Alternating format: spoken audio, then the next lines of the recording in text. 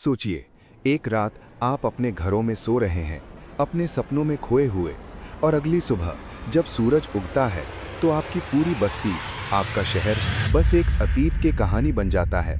ना कोई इंसान, ना कोई आवाज़, सिर्फ खामोशी और रेत। क्या ऐसा मुमकिन है?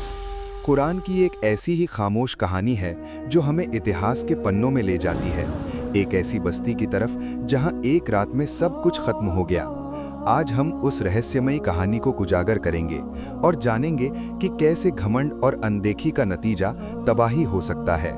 ये कहानी सिर्फ एक प्राचीन कथा नहीं, बल्कि हम सब के लिए एक गहरी सीख है।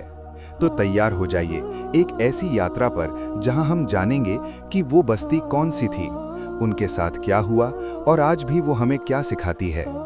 यकीन मानिए, इस कहानी के बाद आप जिंदगी को एक नए नजरिए से देखेंगे। तो वीडियो को लाइक करें, चैनल को सब्सक्राइब करें और इस रहस्य को जानने के लिए मेरे साथ बने रहें। परिचय। कुरान में ऐसी कई कहानियां हैं जो हमें पिछली कौमों के बारे में बताती हैं, जिन्होंने अल्लाह की निशानियों को झुठलाया और अपनी मनमानी की। इन्हीं में से एक कहानी है कौम लूत की, यानी पैगंबर लूत अलैहिस्सलाम की कौम की। ये कौम एक ऐसी बस्ती में रहती थी जिसका नाम था सदूम या सदूमा। ये बस्ती अपनी खूबसूरती और व्यापार के लिए मशहूर थी, लेकिन इसकी पहचान एक और चीज से भी थी, एक ऐसी बुराई जिसने उन्हें अंदर से खोखला कर दिया था। ये सिर्फ एक शहर की बर्बादी की कहानी नहीं, बल्कि मानव स्वभाव, विद्रोह और ईश्वरीय न्याय की एक असाधारण दास्तान है। सदोम आज भी हमारे बीच एक चेतावनी बनकर खड़ी है, भले ही उसकी दीवारें रेत में दफन हो गई हों। कौम लूत की कहानी। कुरान और अन्य धार्मिक ग्रंथों के अनुसार कौम लूत के लोग एक ऐसी घिनौनी हरकत में लिप्त थे जो उस समय तक किसी और कौम ने नहीं की थी। वो समलैंगिकता यानी होमोसेक्सुअलिटी में लिप्त थे।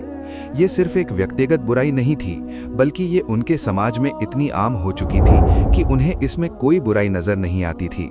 वे राहगीरों को परेशान करते थे और अपनी हदों को पार कर चुके थे। अल्लाह ने उन पर रहम करते हुए अपने पैगंबर लूत अलैहिस्सलाम को भेजा। लूत अलैहिस्सलाम ने उन्हें बार बार समझाया, नसीहत की, उन्हें अल्लाह की तरफ बुलाया और उन्हें अपनी बुरी हरकतों से बाज आने को कहा। उन्होंने उन्हें बताया कि ये हरकत कितनी घिनौनी है और इसका अंजाम कितना बुरा हो सकता है। लेकिन कौम लूत ने उनकी बात नहीं मानी। उन्होंने लूत अलैहिस्सलाम का मजाक उड़ाया, उन्हें धमकी दी और उनसे कहा कि अगर वो अपने दावे में सच्चे हैं तो अल्लाह का अजाब ले आएं। वे अपने घमंड और गुनाहों में इतने अंधे हो चुके थे कि उन्हें अल्लाह की पकड़ का कोई डर नहीं था। उन्होंने लूत अलैहिस्सलाम और उनके मानने वालों को बस्ती से निकालने की भी धमकी दी। अल्लाह ताला ने लूत अलैहिस्सलाम की दुआ सुनी। जब हर उम्मीद खत्म हो गई और कौम अपनी मनमानी पर अड़ी रही, तो अल्लाह ने उन्हें उनके गुनाहों की सजा देने का फैसला किया। अजाब की रात। एक रात फरिश्ते खूबसूरत नौजवानों के रूप में लूत अलैहिस्सलाम के पास मेहमान बनकर आए। ये फरिश्ते दरअसल अल्लाह के भेजे हुए अजाब के वाहक थे। कौम के लोगों को जब इन नौजवानों की खबर मिली तो वे लूत अलैहिस्सलाम के घर पर टूट पड़े, अपनी बुरी नीयत के साथ। लूत अलैहिस्सलाम ने उन्हें बहुत रोका, अपनी बेटियों को पेश किया निकाह के लिए, लेकिन वे अपनी बुरी ख्वाहिशों में अंधे हो चुके थे। फरिश्तों ने लूत अलैहिस्सलाम को बताया कि वे अल्लाह के फरिश्ते हैं और उन्हें कोई नुकसान नहीं पहुंचा सकता।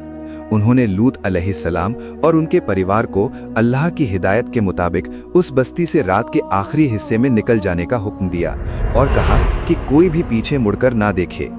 और फिर वो रात आई जब सूरज उगने वाला था। अल्लाह का अजाब उन पर नाजिल हुआ। आसमान से पत्थरों की बारिश हुई और जमीन उलट दी गई। जो बस्ती जमीन पर थी वो आसमान में उठाई गई और फिर जमीन पर औंधे मुंह गिरा दी गई। एक ही रात में वो पूरी कौम, वो पूरी बस्ती नामो निशान से मिट गई। सब कुछ खत्म हो गया, सिर्फ एक खामोशी और तबाही के निशान बाकी रह गए। लूत की बीवी का अंजाम। लेकिन इस कहानी में एक और दुखद पहलू है। लूत अलैहिस्सलाम की बीवी ने पीछे मुड़कर देखा। उसने अपनी कौम से मोहब्बत या उनके अंजाम को देखने की उत्सुकता में अल्लाह के हुक्म की नाफरमानी की, और नतीजा ये हुआ कि वो भी उसी अजाब का शिकार हो गई। ये हमें सिखाता है कि अल्लाह के हुक्म की नाफरमानी का अंजाम क्या होता है, चाहे वो कितना भी छोटा क्यों न लगे। भूवैज्ञानिक प्रमाण और मृत सागर। आज भी बहुत से भूवैज्ञानिक और इतिहासकार सदोम और अमूरा जैसी बस्तियों के निशान डेड सी यानी मृत सागर के आसपास के इलाकों में पाते हैं। इस क्षेत्र की भूगर्भीय संरचनाएं जैसे कि नमक के स्तंभ और डामर के भंडार उन भयानक घटनाओं की ओर इशारा करती हैं जो यहाँ कभी घटी होंगी। मृत सागर का असामान्य रूप से कम स्तर और उसके आसपास की जमीन की बनावट बाइबल और कुरान में वर्णित घटनाओं के साथ आश्चर्यजनक रूप से मेल खाती है। आज की सीख, कौमे लूत की कहानी सिर्फ एक प्राचीन कथा नहीं बल्कि हम सब के लिए एक सशक्त चेतावनी है। ये हमें सिखाती है कि बुराई का अंजाम, किसी भी समाज में जब बुराई आम हो जाती है और उसे रोकने वाला कोई नहीं होता तो उसका अंजाम हमेशा बुरा होता है। अल्लाह की पकड़ से कोई नहीं बच सकता। उसका अजाब धीरे धीरे आता है, लेकिन जब आता है तो सब कुछ खत्म कर देता है। चेतावनी को नजरअंदाज ना करें। जब अल्लाह हमें निशानियां दिखाता है या अपने पैगंबरों के जरिए चेतावनी देता है तो हमें उन्हें गंभीरता से लेना चाहिए।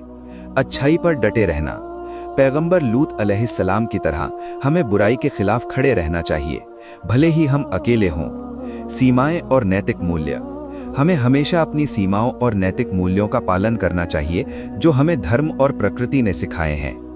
ये कहानी हमें ये भी याद दिलाती है कि हमारी आज़ादी की भी एक सीमा है।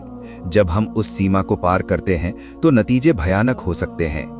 तो दोस्तों, वो बस्ती जहां एक रात में सब कुछ खत्म हो गया, वो आज भी हमें एक खामोश कहानी सुना रही है। ये हमें सोचने पर मजबूर करती है कि क्या हम अपनी जिंदगी में सही रास्ते पर हैं? क्या हम उन बुराइयों से बच रहे हैं जिनसे पिछली कौमों को बर्बाद किया गया? ये कहानी हमें उम्मीद भी देती है कि अगर हम अल्लाह से माफ़ी मांगें, अपने गुनाहों से तौबा करें और नेक रास्ते पर चलें तो उसकी रहमत हम पर बनी रहेगी। आइए हम सब इस कहानी से सीख लें और अपनी जिंदगी को बेहतर बनाएं। आपको ये कहानी कैसी लगी? क्या आपने इससे पहले ये कहानी सुनी थी? अपने विचार कमेंट्स में ज़रूर बताएं। और हाँ, अगर आपको ये वीडियो पसंद आया हो तो इसे लाइक करना ना भूलें। अपने दोस्तों और परिवार के साथ शेयर करें और ऐसे ही ज्ञानवर्धक वीडियोस के लिए हमारे चैनल को सब्सक्राइब करें।